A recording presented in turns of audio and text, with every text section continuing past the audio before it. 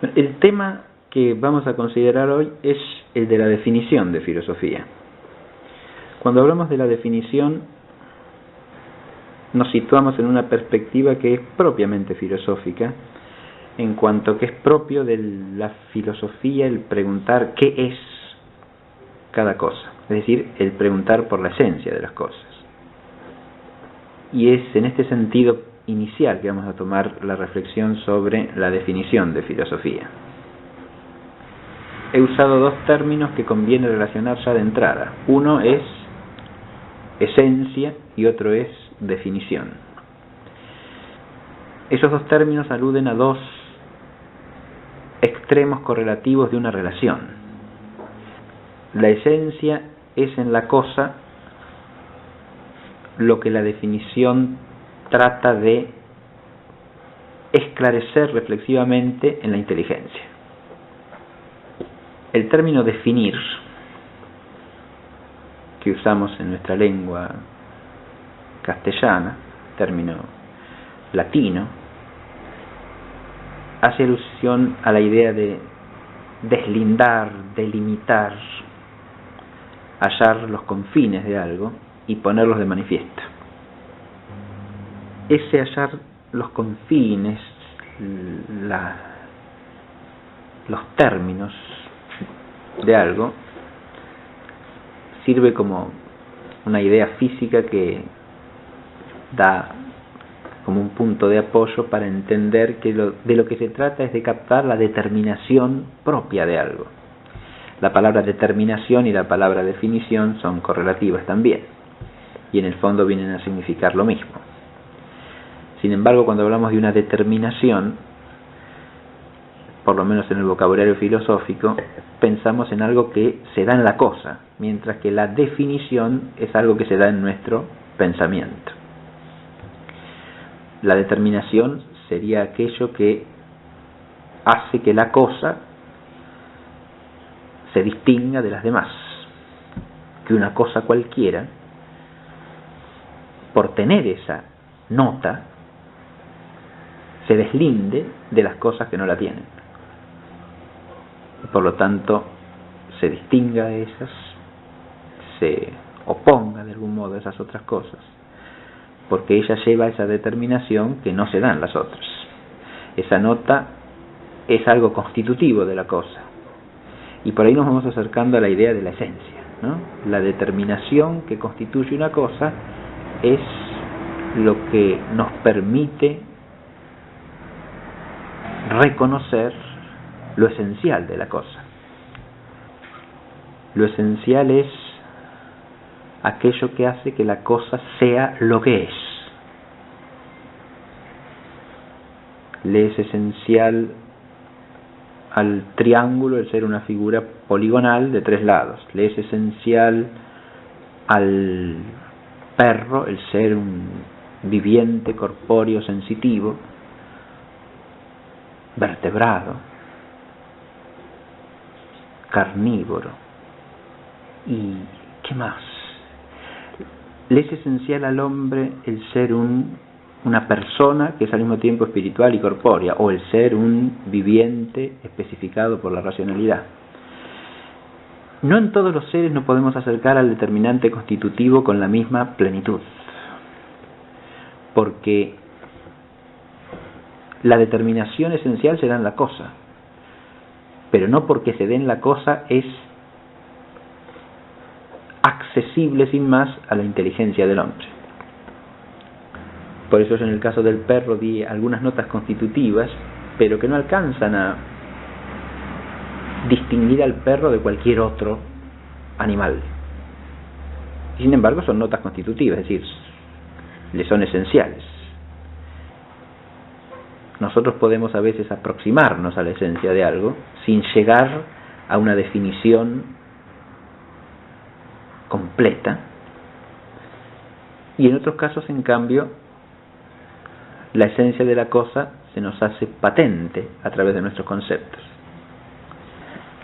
Ahí lo que tenemos que tener en cuenta es que, y este es un principio fundamental del realismo y de la sensatez de la filosofía, Lo que tenemos que tener en cuenta es que el conocimiento humano no es el conocimiento constitutivo del ser de las cosas.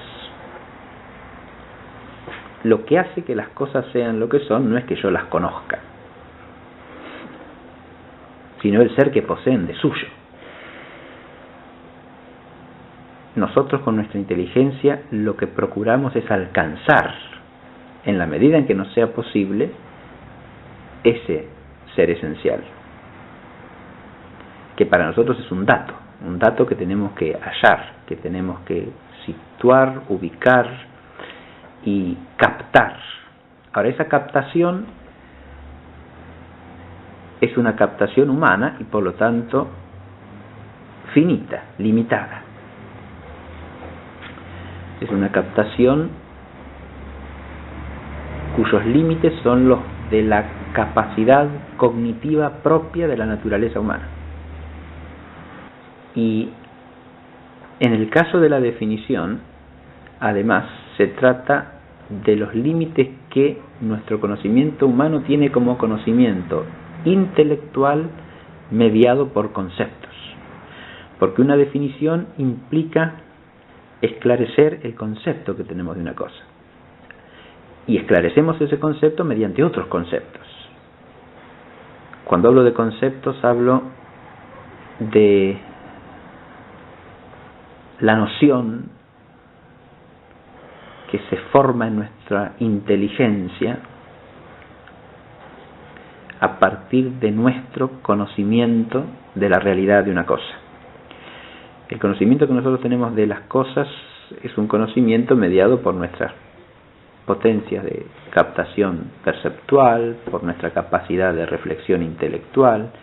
Nosotros percibimos realidades, ya sean externas a nosotros, internas a nosotros, a través de nuestros sentidos, a través de nuestra inteligencia. Ahora, la inteligencia lo que tiene es la capacidad de captar por abstracción lo esencial de las cosas. Y es al captar eso es que forma lo que llamamos concepto. O en el vocabulario griego de Aristóteles se llama originalmente logos, por eso se traduce en el latín escolástico como ratio, la razón de la cosa, el logos de la cosa. El logos o razón de la cosa viene a ser su determinación esencial en cuanto se hace presente a la inteligencia humana. La presencia de esa determinación en la inteligencia humana supone una suerte de parto mental, y de ahí viene el nombre del concepto. Francisco Suárez explica así el sentido del término conceptus aplicado a la noción inteligible, razón o logos que está en la inteligencia humana, lo que se llama en la escolástica también el verbo mental, ¿no? El verbo mental, que es ese signo que profiere interiormente la inteligencia del ser de la cosa en la medida en que lo ha captado. Eso se llama concepto porque es como algo que la inteligencia engendra a partir del conocimiento, a partir del contacto con el ser de la cosa. Lo engendra en su interior, lo da luz, digamos, en la interioridad espiritual de la inteligencia, pero por la naturaleza humana también al mismo tiempo lo profiere exteriormente a través de una voz significativa. Por eso ese verbo mental es al mismo tiempo, por naturaleza, un verbo oral en el hombre. Se expresa en una palabra. Es palabra interior y palabra exterior. Verbo mental y verbo oral. Por ahí nuestra inteligencia empieza a retener en sí misma, a través de signos inteligibles como son los conceptos, el ser de la cosa. Pero ahí no tenemos todavía la definición. Ahí tenemos un conocimiento intelectual de la cosa en cuanto a su ser esencial mediado por el concepto.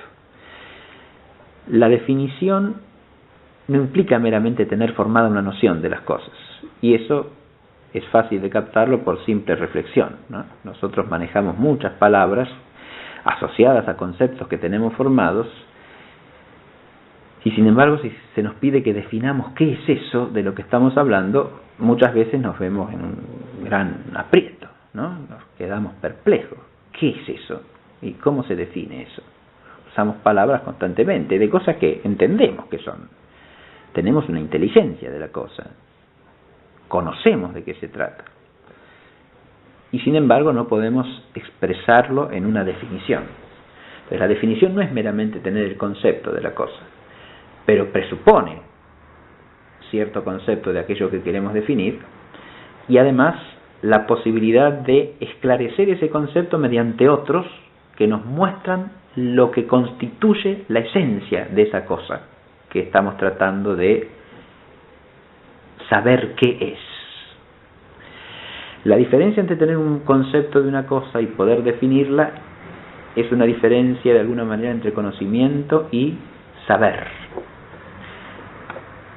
El concepto nos da un conocimiento intelectual de las cosas, pero no nos hace saber sin más qué es la cosa. Saber qué es la cosa es algo que adquirimos a través de la definición.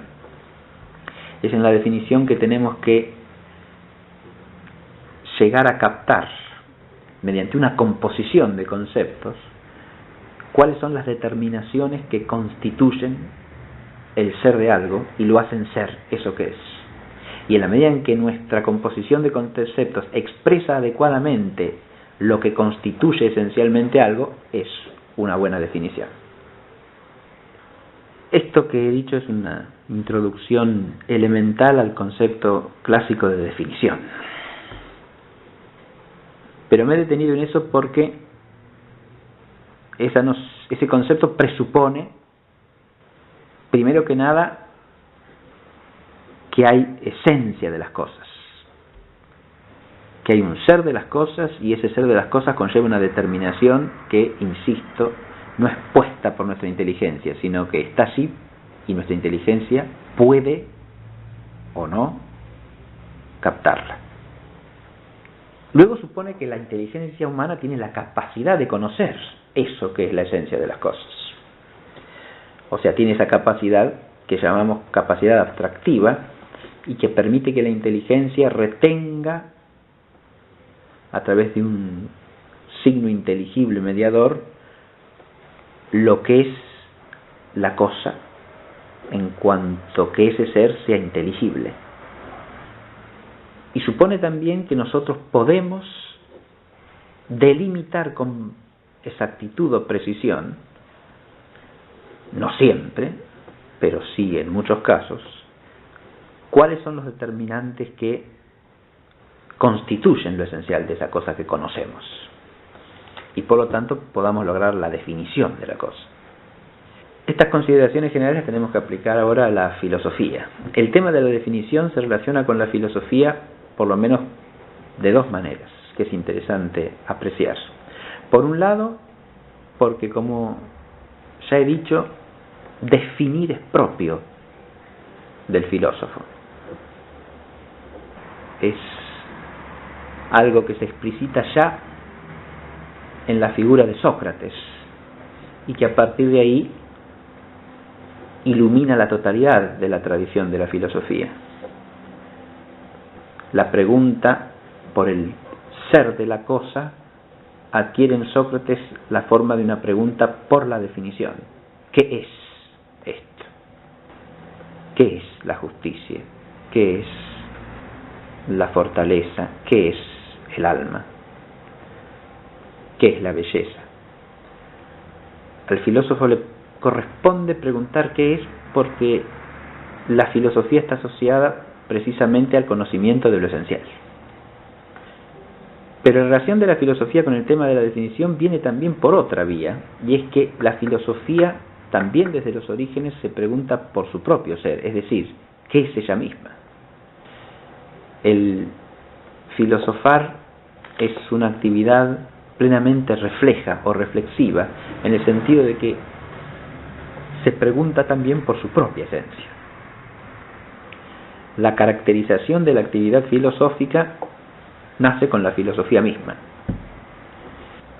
Tanto en Heráclito como en Parménides tenemos una reflexión profunda acerca de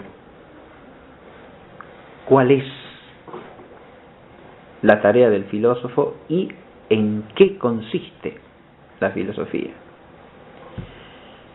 Y eso se explicita ya mucho más ampliamente en Platón y en Aristóteles, que son los que dan origen a lo que podemos llamar la definición clásica de filosofía. Y en esa definición hay una noción que juega un papel fundamental, y es una noción que está vinculada al tema de la definición. Es la noción de episteme, que en el vocabulario filosófico latino se ha traducido clásicamente por ciencia, y nosotros llamamos ciencia. De hecho, esa fórmula definitoria que nos viene de Platón y de Aristóteles, aunque circula primariamente con la fórmula de Aristóteles, que es un gran hacedor de definiciones, un gran maestro de la definición, dice básicamente lo siguiente: la filosofía es ciencia, episteme, humana, sobreentendemos, de los principios y causas, y dicho más precisamente aún, de los primeros principios y causas de todas las cosas, o de toda cosa, o de la totalidad de las cosas. Y a eso, posteriormente, y en la tradición cristiana, suele añadírsele una última fórmula que de alguna manera va implícita en esa aclaración que yo hice, ciencia y sobreentendemos que humana, ¿no? Pero que la tradición cristiana tuvo la necesidad de explicitar para deslindar la filosofía de otros saberes que son propios del cristiano. Y esa fórmula final que suele añadirse es a la luz natural de la razón. O sea, es ciencia humana, y acá podemos incluir esa misma fórmula, de orden natural, racional, o según el alcance natural de la razón humana, de los principios y causas de la totalidad de las cosas. En clases próximas trataremos de ir explicando cada uno de los elementos constitutivos de esta definición, pero conviene que antes de eso tratemos de abarcar el conjunto de la definición de una manera panorámica para situar los elementos en una totalidad. Primero que nada, la definición clásica habla de la filosofía como episteme, como ciencia. Esto pone a la filosofía, a la esencia de la filosofía, en la esfera del conocimiento. O sea, la filosofía, si es una ciencia, si es un saber, pertenece a la esfera del conocimiento. Pero es un conocimiento, dijimos, humano, propio del hombre. El término griego filósofo, según la interpretación antigua que ha circulado a lo largo de los siglos, viene a significar precisamente ese carácter propiamente humano de la filosofía, porque entendiendo los griegos antiguos que la sabiduría, o sea, sofía, era algo propio del ser divino y no del hombre, al hombre le correspondía más bien el ser un amador de la sabiduría que el llamarse sabio. Si el epíteto sabio no es propio del hombre, sino que es propio de la divinidad. Ahora, el hombre está llamado a saber, a diferencia de otros seres que no pueden tener relación alguna con la sabiduría, con una sabiduría perfecta que los trasciende, pero a la que no pueden tener acceso alguno ni por participación de ninguna manera. El hombre sí está llamado a cierta participación en esa sabiduría. pero una participación según la medida humana. Y lo que el término filosofía quiere destacar de entrada es eso, ¿no? Entonces, lo primero que hay que hacer para ubicarse en el concepto de filosofía y en la esencia de la filosofía, por lo tanto, es tener noción de esta peculiaridad del hombre como ser racional, capaz de un conocimiento intelectual y por lo tanto abierto a la verdad y al bien y a la belleza, pero todo ello según su medida y su limitación humana. Si no partimos de acá, el concepto de filosofía mismo ya empieza a sacarse de quicio, a sacarse de lugar. Yo hice notar hace un rato que en el concepto clásico de definición tenemos dos extremos. Por un lado, la inteligencia que busca esclarecer lo que la cosa es y llega a un esclarecimiento por medio de la definición. Y por otro, el ser mismo de la cosa que tiene su determinación esencial en sí mismo. Ahora, cuando se le niega, como se hacen muchas variantes ideológicas de nuestra propia civilización y sociedad, a la inteligencia humana la capacidad de captar el ser de las cosas, o se niega sin más que haya un ser de las cosas, y la definición es una construcción del ser de la cosa o una constitución de lo que la cosa es, ya empezamos por una desproporción en relación con lo que yo acabo de decir. Es decir, el hombre ahí ya está desubicado de su lugar. No está llamado a reconocer un ser que existe y que se da, lo conozca él o no lo conozca, sino que se convierte de alguna manera a través de su actividad definidora en el demiurgo universal. Es decir, el hombre es el que hace ser las cosas porque las define y las determina a ser lo que son según las define.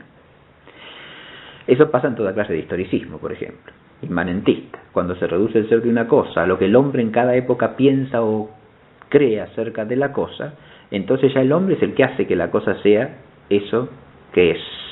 Y la definición, lejos de ser una definición que reconoce los límites que el ser le pone a la inteligencia del hombre, es una definición que establece los límites, porque dice lo que la cosa es, postula lo que la cosa es, lingüísticamente, activamente, como sea, según la variante inmanentista en que nos movamos, podrá ser de una manera o de otra, a través de una construcción social, a través de una postulación ideológica, nos movamos dentro de una visión materialista, de una visión idealista, eso variará, pero no varía esto fundamental que estoy tratando de explicar, la idea de que el hombre es el que constituye lo que las cosas son, porque no hay una determinación fuera de lo que el hombre ponga.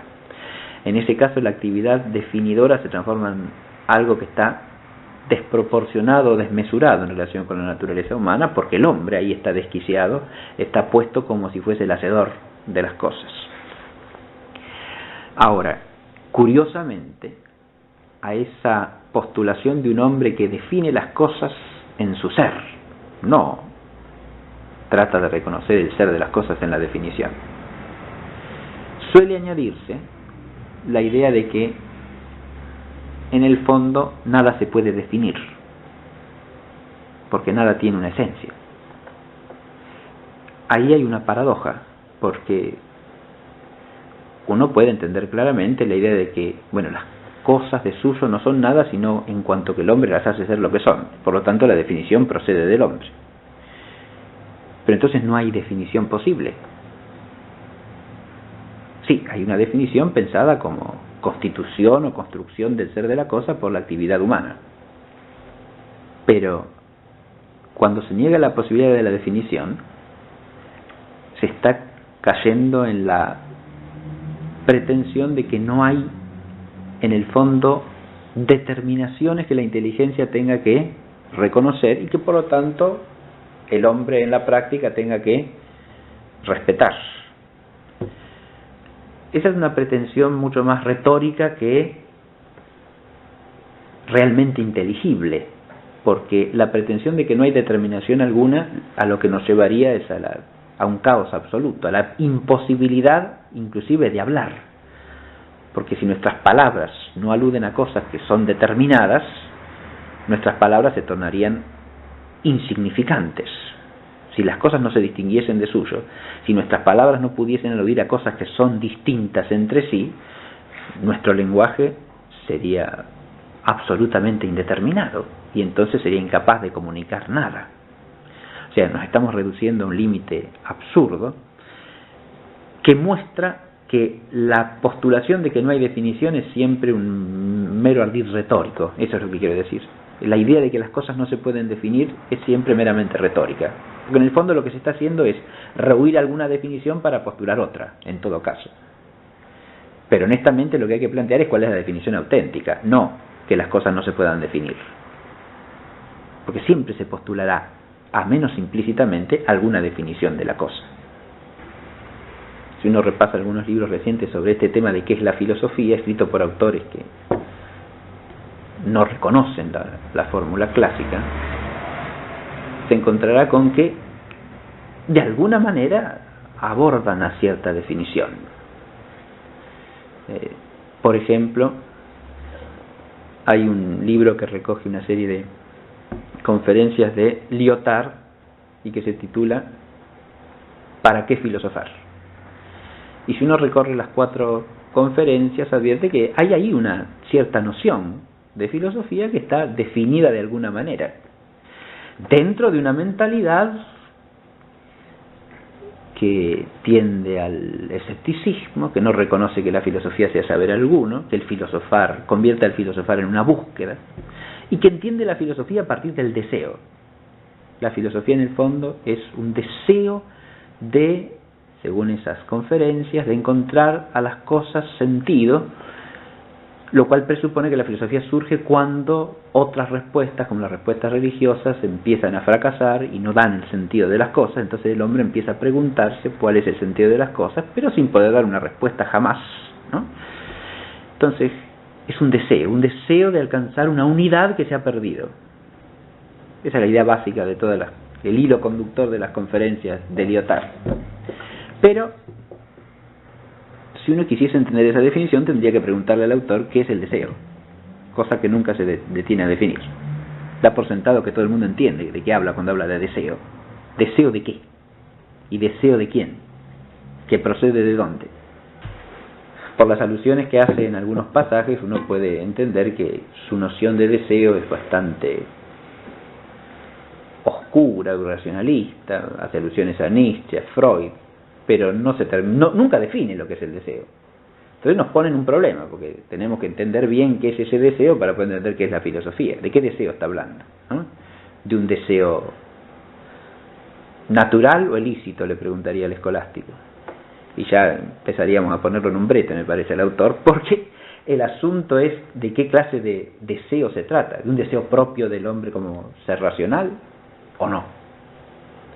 Ahora, un deseo que surge porque el hombre entiende algo o simplemente porque es un apetito natural de la inteligencia. Ya si hablase de un apetito natural de la inteligencia, nos estaríamos acercando a la idea de Aristóteles de que todo hombre por naturaleza desea saber. Y entonces ya no estaríamos absolutamente fuera de la definición clásica, ¿no? Aunque la caracterización que este autor hace tendería a un cierto escepticismo, porque sostiene que la filosofía nunca llega a ninguna respuesta perdurable ni sólida, pero que siempre hay que seguir buscando, ¿no? De todas maneras, esa afirmación de que la filosofía nunca llega a una respuesta perdurable, si pretende ser absoluta, también presupone que alguna cosa con la inteligencia se puede saber con certeza, ¿no? Como en todo escepticismo existe ese trasfondo de confusión y ese margen retórico de tratar de disolver la certeza, generando algún tipo de certeza a su vez, ¿no? Bien. Yo ponía eso como ejemplo simplemente para que se advierta que el problema de la definición de la filosofía, como el de la definición en general, no se eluden realmente a través de los subterfugios retóricos de decir Bueno, esto se puede definir de muchas maneras, cada quien puede postular su definición, depende de quién lo defina. Porque cuando pedimos la definición de algo no estamos pidiendo qué le parece a fulano que una cosa es. Estamos preguntando por el ser de la cosa y no por la opinión o el parecer de alguien. De manera tal que no se responde la pregunta por la definición haciendo un catálogo de opiniones. Eso es como si yo le preguntase a una persona, ¿usted quiere hacer esto? Y entonces me dice como respuesta, fulanito piensa que sí, menganito piensa que yo tengo inclinación, y el otro tercero dice que en realidad no quiero. Yo no le estoy preguntando qué opinan otros acerca de eso, estoy preguntando si quiere o no quiere. Ahora, una persona que contesta eso está recurriendo evidentemente a un subterfugio, no está contestando la pregunta que yo le hago. Ahora, si yo pregunto qué es algo, no estoy pidiendo un catálogo de opiniones, estoy pidiendo la definición, es decir, que se esclarezca intelectualmente mediante conceptos la esencia de eso por lo que pregunto. Sí es cierto que en todo saber humano es importante tener en cuenta el parecer de los estudiosos y preferentemente de los sabios, de los que saben en ese asunto. Por lo tanto, es bueno conocer cómo se ha definido la filosofía a lo largo de la historia de la filosofía. Pero eso no es más que un medio o instrumento para llegar al conocimiento esencial.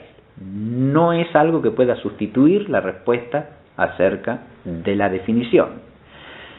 La respuesta acerca de la definición tiene que darnos a conocer la esencia de la cosa y no el parecer de alguien. Acá nos topamos con un problema que podemos decir es del hombre, no como hombre, sino más bien del hombre en cuanto a su condición debilitada o enflaquecida, porque aceptar la definición de las cosas a veces entraña para el hombre un riesgo. Es decir, ¿por qué rehuimos a veces la definición? Por eso yo puse también el ejemplo de esa pregunta. Le pregunto a alguien, ¿quiere usted hacer esto o no? Ahí la respuesta tiene que ser una definición, que en ese caso es una determinación de nuestra propia voluntad, ¿no?, acerca de un objeto determinado. Es que nos hagamos reflexivamente conscientes de si queremos o no queremos algo y expresemos ese querer. Pero ese ejemplo me resulta didácticamente adecuado para explicar esto que quiero decir. A veces rehuimos la definición por la sencilla razón de que el definir implica para el hombre dos cosas. Primero, la determinación. Es decir, pasamos de una cierta indeterminación a una determinación. Y eso nos fija, nos ata, nos liga. Es vinculante, para decirlo de alguna manera, ¿no? Y ese vínculo puede entrañar consecuencias arduas para el hombre. Y lo arduo siempre nos cuesta. No es casual que rehuyamos de ordinario definiciones que nos resultan arduas, no definiciones acerca de cosas triviales. Esas no tenemos problema en definirlas. Pero por otro lado, la definición, al ser una determinación, nos hace salir del campo de lo posible e implica que de entre múltiples posibilidades nos tenemos que atener a una. No nos deja en la indeterminación. Y el estar de alguna manera en el terreno de la indeterminación puede ser una situación relativamente más cómoda para el hombre, en cuanto que no implica un compromiso con algo determinado y además le genera esa sensación en realidad ilusoria de libertad, ¿no? En la medida en que yo no estoy definido puedo elegir, ¿no?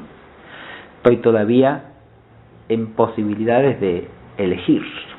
Eso es una tentación para el hombre en cuanto que el hombre no advierta con seriedad lo que significa vivir humanamente, ¿no? Pero al mismo tiempo es cierto que es una tentación que podemos experimentar hasta cierto punto todos, porque el permanecer en cierta indeterminación hace que conservemos la posibilidad de lo uno o lo otro, ¿no? Insisto que eso es una ilusión de libertad, porque la libertad no consiste en esa posibilidad de elegir cualquier cosa. La libertad consiste precisamente en la capacidad de distinguir con la inteligencia el bien y la jerarquía de los bienes, y de abrazar voluntariamente el bien mejor, para quedar fijado a él, claro. Eso es lo que perfecciona al hombre, no el hecho de elegir. Porque si yo elijo lo menos bueno, o elijo algo que solo es bien por apariencia, lejos de perfeccionarme, me imperfecciono. Aunque eso a través de un camino pueda resultar en un aprendizaje del cual salga mejorado. Como dice el refrán, Dios escribe derecho en renglones torcidos. Eso pasa, sí, obviamente, pero uno a través del aprendizaje del error puede alcanzar un bien, ¿no? Eso es verdad. Pero no que lo busque deliberadamente así. Que eso puede darse, es cierto, pero no que se busque como tal. De hecho, cuando se quiere algo, se lo quiere como bien. En el caso del conocimiento, el aceptar una determinación en la inteligencia implica que la inteligencia reconoce el ser de la cosa, ¿no? Y al reconocer el ser de la cosa, reconoce algo que es un límite para ella. Y es un límite para el hombre, en relación con las cosas. En este caso del hombre en relación consigo mismo. Si yo acepto que hay una esencia de la filosofía, y que el hábito filosófico no es cualquier cosa, acepto que yo no puedo arbitrariamente llamar filósofo a quien yo quiera, o llamarme filósofo caprichosamente porque hago lo que a mí me parece que es la filosofía, sino que reconozco que hay una determinación a la que debo corresponder adecuadamente si pretendo cultivar eso que es la filosofía, o si pretendo alcanzar cierto perfeccionamiento en el hábito filosófico. Ahora volvamos de este rodeo al planteo inicial. Yo dije que la filosofía tenía una doble relación con la definición, ¿no? Por un lado, el filósofo procura definir porque la filosofía tiene que ver con el conocimiento de esencias, y por otro, la filosofía siempre ha tratado de esclarecer su propia esencia. Las dos cosas que señalo aquí tienen que ver con la fórmula de definición de la filosofía que nos transmite la tradición. Porque esa fórmula dice que la filosofía es episteme, ciencia. Uso deliberadamente la doble palabrita griega y castellana, porque si decimos ciencia sin más, nos topamos con la dificultad de que esa palabra puede fácilmente malinterpretarse hoy día. Sin embargo, hay que decirla porque es el concepto clásico de ciencia el que está en juego ahí. Y ese concepto es inseparable de la autoconciencia de la filosofía, o sea, está relacionado con la definición que los filósofos de la antigua Grecia dieron de la filosofía. El concepto de episteme aparece en la antigüedad griega clásica como un concepto que forjan los filósofos, para referirse a ¿qué? A la filosofía. Es un concepto que manejan de modo ya claro tanto Platón como Aristóteles, pero que tiene sus raíces en los planteos de Heráclito y de Parménides con toda nitidez. Porque episteme, ¿qué viene a querer decir? Acá de nuevo podemos recurrir a la fórmula de Aristóteles para iniciar este problema nomás. La episteme es un saber de lo universal y necesario por demostración, o sea, por las causas. Es saber de lo universal y necesario. Saber quiere decir así un conocimiento intelectual cierto y riguroso. es decir, que alcanza la verdad apegándose con rigor objetivo a la cosa cuya verdad la inteligencia busca. Esto quiere decir que la filosofía se ha entendido desde los orígenes como saber,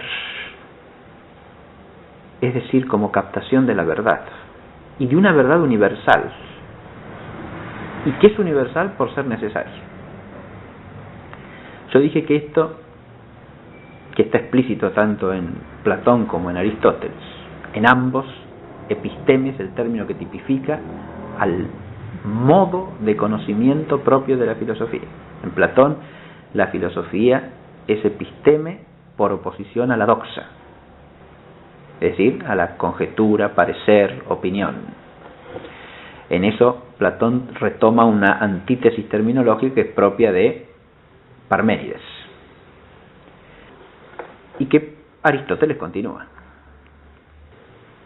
Tanto en Aristóteles como en Platón, la episteme se deslinda de la doxa, se opone también a la agnoia, término que acuña Platón para significar, es decir, la falta de conocimiento absoluto, que es lo que corresponde al no ser. Pero además se vincula a un objeto determinado, que es el ser de las cosas, pero no el ser entendido de cualquier manera, sino el ser esencial, lo que la cosa es esencialmente. Ahí tenemos lo que llaman tanto Platón como Aristóteles eidos, es decir, la forma universal de la cosa, ¿no? La idea en Platón, la forma en Aristóteles, son lo que constituye la cosa esencialmente en lo que es, y es un conocimiento que está dirigido primariamente a eso, a lo que hace que la cosa sea lo que es, el conocimiento que el filósofo alcanza acerca de la realidad y lo que distingue a la filosofía de cualquier otro tipo de conocimiento. Eso, por ser esencial, es necesario, y por ser necesario es universal. Eso que constituye a la cosa en lo que es. Platón hace hincapié en que el fundamento último de ese ser universal y necesario que hay en las cosas ha de buscarse no en el mundo que cambia, sino en una realidad inmutable, separada y trascendente. Aristóteles, en cambio, hace hincapié en que las cosas del mundo que cambia llevan en su propio ser una determinación que las hace ser lo que son. Pero ambos están señalando una dirección de la inteligencia filosófica hacia lo esencial, que es lo que el término episteme viene a significar primariamente. Ahora, eso, digo, ya estaba en Heráclito y Parménides, señalado por dos vías distintas pero complementarias, porque Parménides hace hincapié en que la vía del saber es la vía del ser, o sea que el filósofo tiene que encaminarse hacia el ser de las cosas si quiere salir de ese círculo vicioso del apego a la mera fenomenicidad. O sea, si el hombre se hunde en los fenómenos, si se encierra en la esfera de los objetos captables por la experiencia sensorial, no puede salir de la opinión. Y si no puede salir de la opinión, se mueve en un círculo vicioso. O sea, gira como en círculos sin poder llegar a nada que trascienda de ese movimiento circular de los cambios de la naturaleza. Esta es la idea parmenidiana. Está encerrado en los ciclos, digamos así, ¿no? Está encerrado en esa fenomenicidad cíclica de los días y las noches, de las estaciones. No sale de ahí. Está encerrado en lo temporal, está encerrado en lo inmanente, ¿no? Si quiere salir del círculo de la opinión, que tiene que frecuentar también porque él vive en ese mundo. Parménides no rechaza la necesidad de la opinión, del parecer acerca de lo fenoménico. Pero si quiere salir de ahí, entonces tiene que fijar su mirada en algo que trasciende del fenómeno, y eso es el ser mismo. Cuando Parménides habla del ser, le otorga una serie de atributos que lo tipifican como algo uno, perfectísimo, trascendente. Parece estar hablando ya sin más de un ser primero, de un ser divino, y por lo tanto trascendente de toda realidad fenoménica. Y cuando le pide a la inteligencia que fije su mirada en eso, para poder salir del círculo de lo fenoménico, está pidiendo algo fundamental. Está señalando el camino auténtico de cualquier sapiencialidad filosófica, porque le está diciendo al hombre que la inteligencia tiene en última instancia que apegarse a lo que es. Que ese es el tema central del poema de Parménides. El ser y la inteligencia son correlativos, porque la inteligencia sigue al ser. El ser es la cosa de la inteligencia humana. A veces se traduce del pensar. Eso es impropio, en mi opinión, porque de lo que habla Parménides propiamente es de la inteligencia como tal. La inteligencia y el ser van juntos porque la inteligencia sigue al ser. Podemos entender algo en la medida en que es. Y de ahí el vínculo entre inteligencia y determinación también, porque lo que es algo, y si es algo tiene una cierta determinación. El no ser, en cambio, no es vía alguna, es una vía muerta, porque el no ser no es, y ese no ser es el límite de la absoluta ininteligibilidad. Ahí no hay inteligencia posible alguna. En cambio, las cosas que son y no son, como dice Platón, las cosas que cambian, los fenómenos, esos, para usar de nuevo la fórmula de Platón, participan del ser, pero no son el ser mismo. La mirada del filósofo, según la visión de Parménides, tiene que estar dirigida al ser mismo, para poder entender en la medida de lo posible qué son esas cosas entre las que nosotros vivimos, que son y no son, y entre las que estamos nosotros mismos, pero con una inteligencia que nos sitúa en la línea del ser mismo. Heráclito apunta en la misma dirección por otra vía, dije, que es la del logos. Heráclito también percibe esa mutabilidad de las cosas del mundo físico como un dato inexorable. Todas las cosas cambian, ¿no? Él enfatiza ese cambio, pero no para decir que en última instancia todo pasa y todo cambia y se acabó. No, el énfasis heraclitiano en el cambio tiene un opuesto, y ese opuesto es que hay lo que no cambia. Eso que no cambia tiene que ver con el hecho de que todos los cambios se dan según un orden, y por lo tanto hay un principio inmutable de lo mutable, porque no son cambios cualesquiera, sino que son cambios ordenados.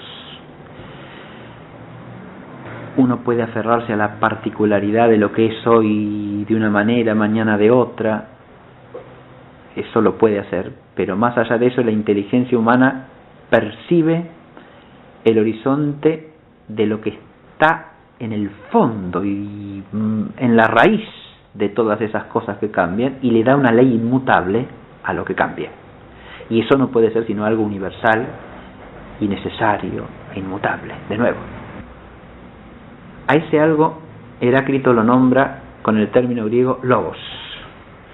Por eso dije que la perspectiva de Heráclito de algún modo es complementaria de la de Parménides, pero apuntan en la misma dirección fundamental. Le da el nombre de logos, esa palabrita griega que viene a significar concepto y palabra a la vez, ¿no? Es decir, el verbo mentar y el verbo oral, el logos, pero con la peculiaridad de que Heráclito distingue un logos universal y un logos particular. El logos universal no es del hombre, es un logos que es el principio o la raíz del conjunto de la realidad toda.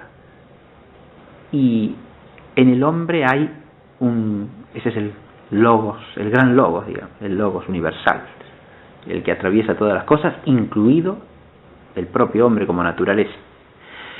Y la peculiaridad de la naturaleza humana, según Heráclito, es que en el hombre hay un pequeño logos, es decir, en el hombre se da un principio afín a ese principio que rige la totalidad, pero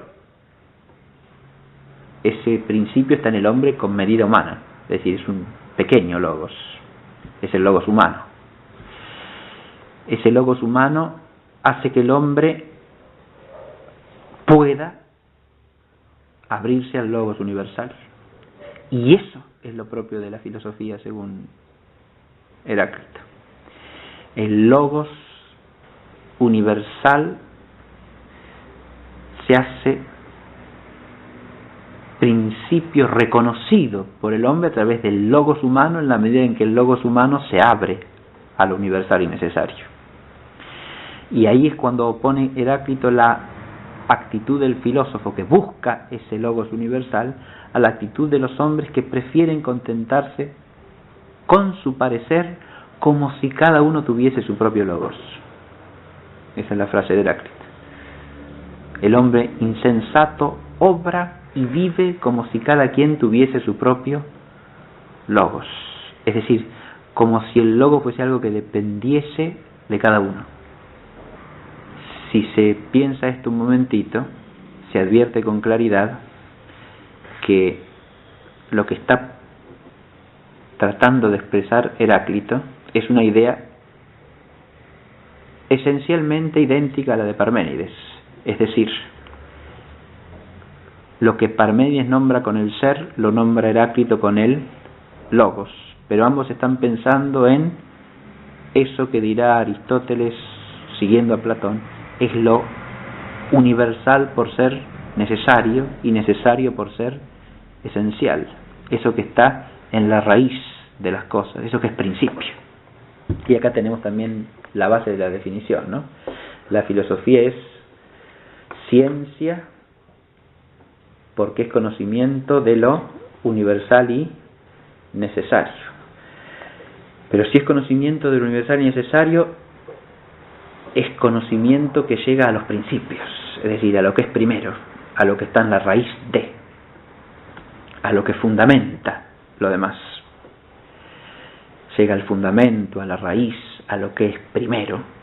Es primero, no quiere decir que yo lo conozco primero, sino que en el orden del ser de las cosas es primero, o sea, es la raíz o principio de lo que deriva de allí.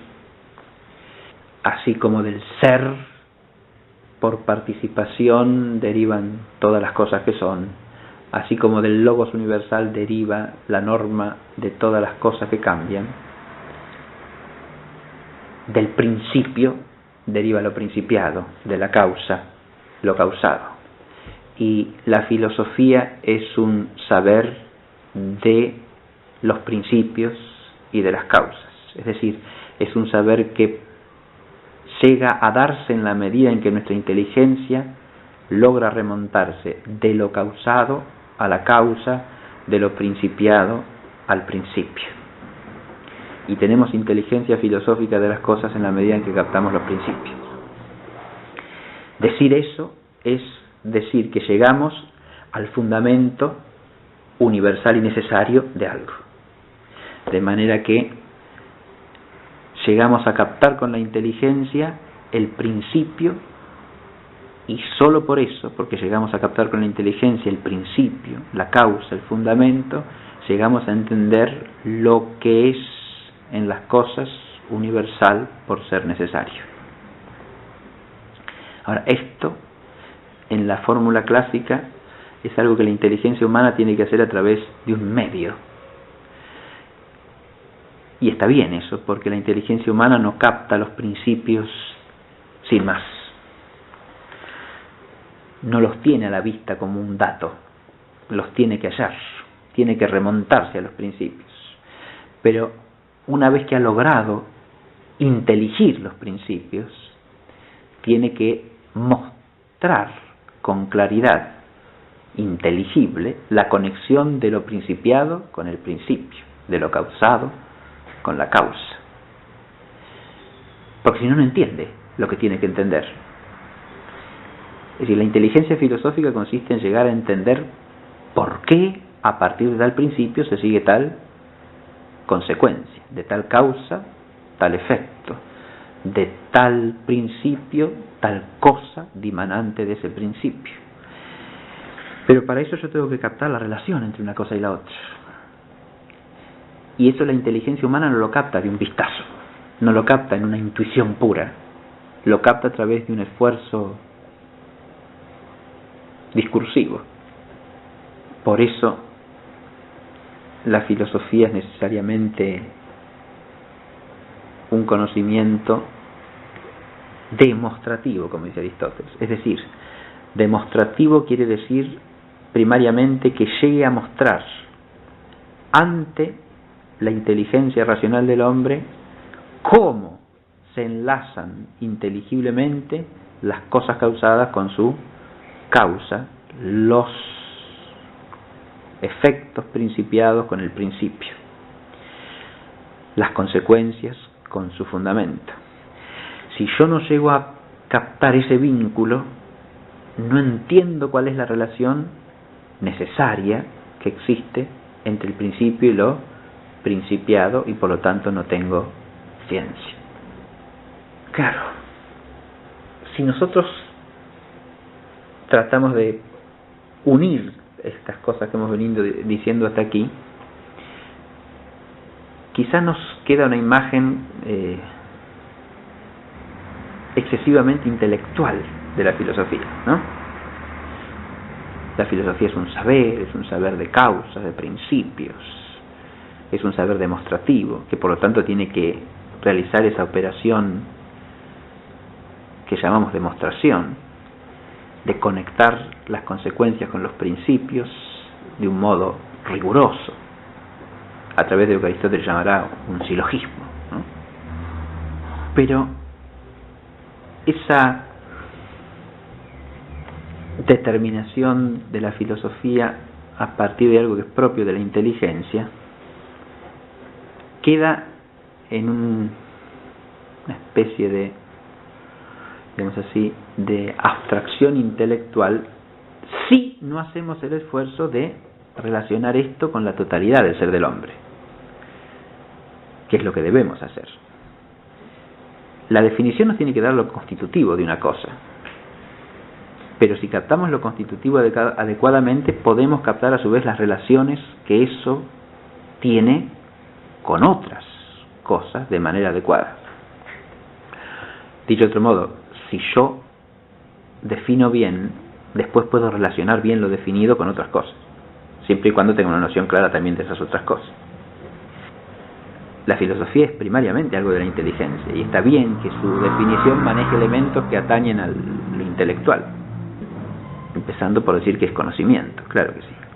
Pero ese saber riguroso, que es episteme de los principios y causas, de los primeros principios y causas de la totalidad de las cosas, es un saber que tiene una relación profunda con la totalidad del vivir humano. Primero que nada porque el vivir humano es, en una de sus partes fundamentales, específicamente inteligencia. O sea, el vivir humano es un vivir inteligente. De manera tal que lo primero que tenemos que hacer es advertir que al definir a la filosofía como un saber, como una ciencia, lo estamos incluyendo en la esfera de la inteligencia, que es una de las dos actividades que especifican al hombre como hombre. Es decir, el conocimiento intelectual es una actividad vital, es una parte fundamental del vivir humano, porque el vivir humano es un vivir inteligente. Pero a su vez, al decir esto, nos damos cuenta de que hay que relacionar esa ciencia, ese conocimiento, con las otras dimensiones del vivir humano. En realidad, la otra dimensión especificativa fundamental que termina de constituir la naturaleza del espíritu, que es la dimensión de la voluntad, la dimensión del amor y de la afectividad que sigue a la voluntad racional. El hombre es un ser inteligente, pero es también un ser operante, actuante. Ahora, la acción racional, el querer racional, cuya operación básica es el amar, es decir, el adherirse voluntariamente al bien, es decir, a aquel ser que la inteligencia presenta como bueno, esa actividad vital del querer, del amar, del actuar, del obrar, es inseparable en el hombre de la inteligencia. Y por lo tanto, cuando hablamos de un conocimiento humano, tenemos que tener en cuenta que si ese conocimiento es intelectual, está necesaria y esencialmente vinculado a la totalidad del vivir humano, primero porque la inteligencia ya es una actividad vital, pero segundo porque el entender es inseparable del amar, o el amar inseparable del entender, y por lo tanto la vida entera del hombre como hombre implica el conocimiento intelectual. Entonces, si hacemos el esfuerzo simple de ubicar esto, nos podemos dar cuenta que si bien la definición de la filosofía hace hincapié en lo intelectual, esto no puede significar en modo alguno que la filosofía sea una cosa libresca, académica o intelectual en un sentido peyorativo. Es una cosa intelectual, sí, es una realidad propia de la inteligencia, sí. Escolásticamente decimos es un hábito intelectual, claro, sí, es un hábito intelectual, pero como todo hábito intelectual debe ser ubicado en su lugar. Y el hábito intelectual filosófico es un hábito que tiene un lugar importante en la existencia humana, y eso deriva de su objeto, porque su objeto propio son los primeros principios y causas, son las causas y los principios, que son lo que hacen entender el fundamento de las cosas. Y hasta que no entendemos el fundamento de las cosas, no entendemos su significado, ni podemos ubicar su valor en la medida en que podemos hacerlo con la inteligencia humana. Y si no podemos ubicar el significado y el valor de las cosas, no podemos advertir su orden y su jerarquía. Y si no podemos advertir su orden y su jerarquía, no podemos ordenar nuestra propia existencia inteligente y racionalmente. De manera tal que, si uno advierte esto, ¿no?, se da cuenta que la filosofía, definida de esa manera tan intelectual, tiene un significado enorme para la totalidad de la vida humana, considerada personal y comunitariamente. Cuando hablamos del hombre, hablamos siempre de la realidad humana, y la realidad humana nunca es un individuo aislado, sino las personas humanas viviendo en sociedad, ¿no? De manera tal que la relevancia vital de la filosofía es una relevancia personal e interpersonal, individual y social. Lo último que podríamos señalar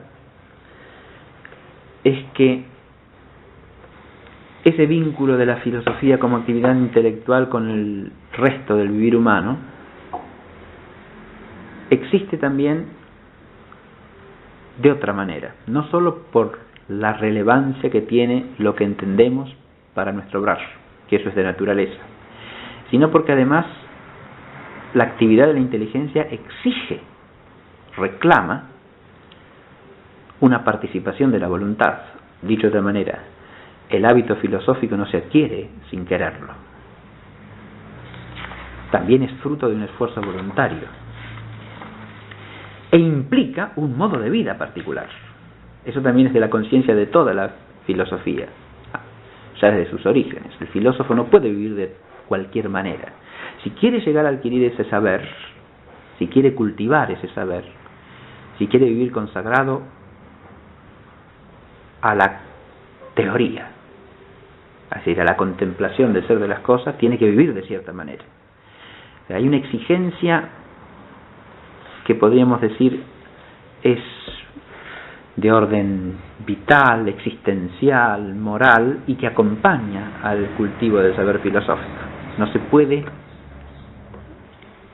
adquirir esa ciencia, o no se puede el hombre dedicar al cultivo de ese saber viviendo de cualquier manera. dicho de otro modo más sencillo, ese saber tiene exigencias antecedentes y consecuentes de orden moral. Antecedentes porque para cultivarlo hace falta una cierta virtud previa que permita el cultivo de la inteligencia filosófica. Y consecuente porque la verdad conocida por el filósofo le exige el esfuerzo de vivir conforme a esa verdad. Las dos cosas. Por lo tanto, la filosofía no es separable de un modo de vida, ni de consecuencias para la totalidad de la vida. Y esto, insisto, tanto personal como comunitariamente. Cuando digo comunitariamente estoy diciendo que el modo en que se vive en una sociedad, el modo en que la sociedad se organiza y los bienes que guían a la sociedad como bien constitutivos del bien común, también inciden en la posibilidad o no del cultivo de la filosofía, inciden positiva o negativamente, porque le ponen condiciones favorables o le ponen condiciones hostiles. Y lo mismo se diga del influjo que el saber filosófico pueda tener en el conjunto de la sociedad. Puede ser mayor o menor según las disposiciones que esta sociedad tenga y según esta sociedad valore o aprecie el conocimiento de la verdad. Y eso no es separable del modo en que la sociedad vive, se organiza. El fin que lúcidamente asume para sí misma como sociedad, ¿no? Que es lo que la constituye a su vez en la sociedad que es, porque toda sociedad se especifica por el bien que busca. Una sociedad es un conjunto de personas que en común buscan cierto bien, lo cual implica que lo conciben como bien, lo aceptan como tal, ¿no? Y se comprometen a buscarlo esforzadamente en común. Si uno lo ve desde este punto de vista, advierte también que ese tipo de conocimiento que es la filosofía implica un tipo de sociedad y tiene consecuencias para la vida social, ¿no? Si hay sociedades que, digamos así, espontáneamente promueven el filosofar y hay otras que más bien lo obstaculizan, y hay sociedades que estiman el filosofar y otras que más bien lo desprecian, ¿no? Y esto nos muestra que la filosofía no la tenemos que concebir como una cosa aislable o separable absolutamente de la concretud de la realidad humana y de la existencia del hombre como ser social, como ser histórico, sino que hay que entenderla en la realidad concreta del hombre, que es donde se desarrolla el hábito filosófico. Sin embargo, aún advirtiendo eso, hay que tener en cuenta una cosita más, y con esto ya terminamos esta clase. Si entendemos en la noción clásica de filosofía que esta es un saber, y por lo tanto es un hábito intelectual, es también un hábito intelectual bueno, porque si es saber es conocimiento de la verdad, que es el bien último de la inteligencia, en la medida en que la filosofía se hace ciencia. Esto ya lo explicaremos mejor en alguna clase próxima. Digo, en la medida en que llega a ser ciencia, porque toda ciencia humana es al mismo tiempo ciencia y búsqueda de la ciencia. Y por lo tanto es al mismo tiempo ciencia y opinión. No acerca del mismo objeto o del mismo respecto, pero sí tiene una zona de certeza y una zona de conjeturas que a su vez va variando, que se va ampliando, que se va reduciendo, que se va desarrollando a lo largo del tiempo. Es un saber progresivo porque es humano. Es un saber perfectible e imperfectible también, que puede perfeccionarse o deteriorarse. De nuevo, tanto en una persona como en una comunidad. Pero a medida que llega a ser ciencia es un hábito virtuoso. Si es un hábito bueno, es una virtud. Es lo que Aristóteles llama una virtud dianoética, o sea, una virtud intelectual. Ahora, ya en la concepción clásica, es una idea de los griegos, ¿no? La virtud es lo que permite al hombre, de alguna manera, trascender el ciclo de los tiempos. ¿Qué quiere decir esto?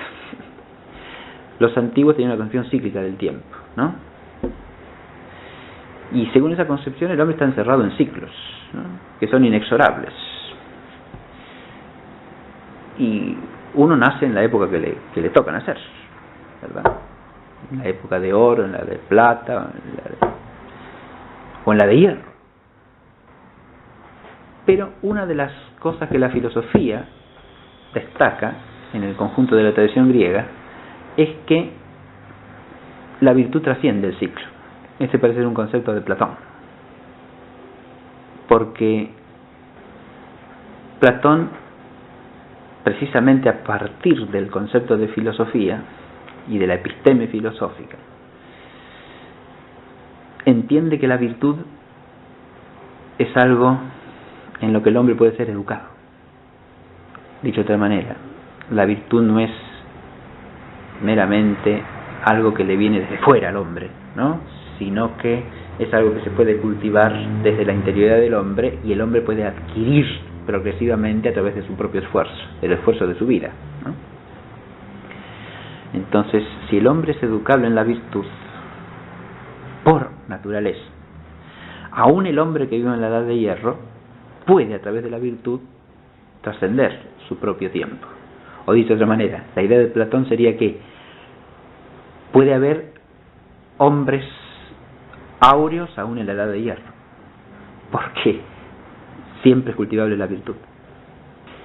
Y entonces la virtud de alguna manera trasciende lo epocal, trasciende el ciclo, es un vínculo con lo trascendente más allá del tiempo. Y esa es la idea esencial de la filosofía, ¿no?, que podemos retener a partir de esta primera clase introductoria, y que tiene que ver con el punto de partida, la definición. Si la definición nos da el conocimiento de la esencia de una cosa, está más allá de lo temporal, porque lo esencial es lo perdurable. Vivamos en la época que vivamos, sea que concibamos ciclos a la manera de los antiguos, sea que concibamos etapas progresivas a la manera de los modernos, lo esencial no está supeditado al tiempo. Lo esencial es lo que trasciende el tiempo. Y si cancelamos eso, desaparece el concepto de definición, de episteme y de filosofía.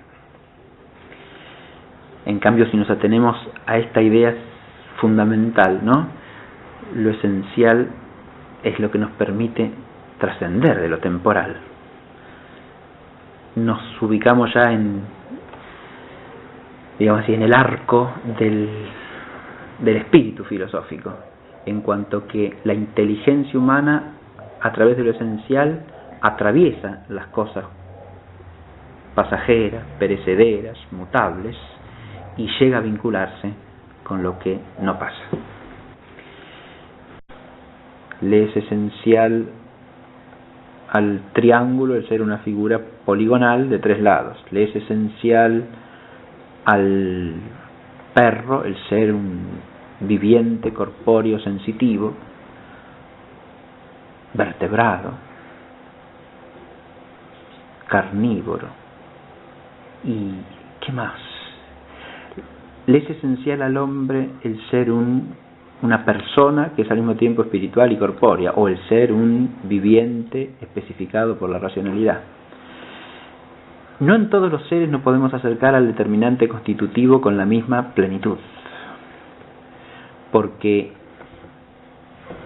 la determinación esencial se da en la cosa, pero no porque se dé en la cosa es accesible sin más a la inteligencia del hombre. Por eso yo en el caso del perro di algunas notas constitutivas, pero que no alcanzan a distinguir al perro de cualquier otro animal. Sin embargo, son notas constitutivas, es decir, le son esenciales.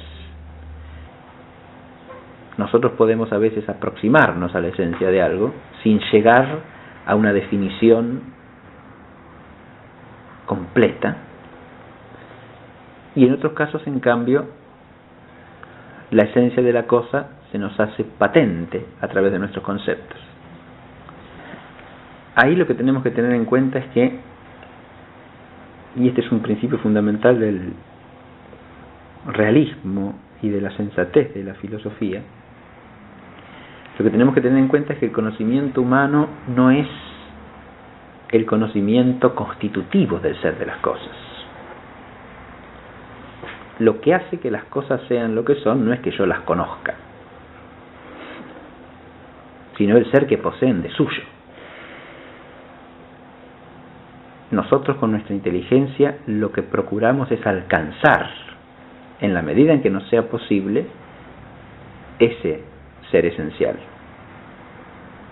que para nosotros es un dato que tenemos que hallar, que tenemos que situar, ubicar y captar. Ahora, esa captación es una captación humana y por lo tanto finita, limitada. Es una captación cuyos límites son los de la capacidad cognitiva propia de la naturaleza humana. Y en el caso de la definición, además, se trata de los límites que nuestro conocimiento humano tiene como conocimiento intelectual mediado por conceptos. Porque una definición implica esclarecer el concepto que tenemos de una cosa. Y esclarecemos ese concepto mediante otro. El tema que vamos a considerar hoy es el de la definición de filosofía. Cuando hablamos de la definición, nos situamos en una perspectiva que es propiamente filosófica, en cuanto que es propio de la filosofía el preguntar qué es cada cosa, es decir, el preguntar por la esencia de las cosas. Y es en este sentido inicial que vamos a tomar la reflexión sobre la definición de filosofía. He usado dos términos que conviene relacionar ya de entrada. Uno es esencia y otro es definición. Esos dos términos aluden a dos extremos correlativos de una relación. La esencia es en la cosa lo que la definición trata de esclarecer reflexivamente en la inteligencia. El término definir, que usamos en nuestra lengua castellana, término latino, hace alusión a la idea de deslindar, delimitar, hallar los confines de algo y ponerlos de manifiesto. Ese hallar los confines, los términos de algo, sirve como una idea física que da como un punto de apoyo para entender que de lo que se trata es de captar la determinación propia de algo. La palabra determinación y la palabra definición son correlativas también, y en el fondo vienen a significar lo mismo. Sin embargo, cuando hablamos de una determinación, por lo menos en el vocabulario filosófico, pensamos en algo que se da en la cosa, mientras que la definición es algo que se da en nuestro pensamiento. La determinación sería aquello que hace que la cosa se distinga de las demás, que una cosa cualquiera, por tener esa nota, se deslinde de las cosas que no la tienen. Y por lo tanto, se distinga de esas, se oponga de algún modo a esas otras cosas, porque ella lleva esa determinación que no se da en las otras. Esa nota es algo constitutivo de la cosa. Y por ahí nos vamos acercando a la idea de la esencia, ¿no? La determinación que constituye una cosa es lo que nos permite reconocer lo esencial de la cosa. Lo esencial es aquello que hace que la cosa sea lo que es. Otros conceptos. Cuando hablo de conceptos, hablo de la noción que se forma en nuestra inteligencia a partir de nuestro conocimiento de la realidad de una cosa. El conocimiento que nosotros tenemos de las cosas es un conocimiento mediado por nuestras potencias de captación perceptual, por nuestra capacidad de reflexión intelectual. Nosotros percibimos realidades, ya sean externas a nosotros, internas a nosotros, a través de nuestros sentidos, a través de nuestra inteligencia. Ahora, la inteligencia lo que tiene es la capacidad de captar por abstracción lo esencial de las cosas. Y es al captar eso es que forma lo que llamamos concepto. O en el vocabulario griego de Aristóteles se llama originalmente logos, por eso se traduce en el latín escolástico como ratio, la razón de la cosa, el logos de la cosa. El logos o razón de la cosa viene a ser su determinación esencial en cuanto se hace presente a la inteligencia humana. La presencia de esa determinación en la inteligencia humana supone una suerte de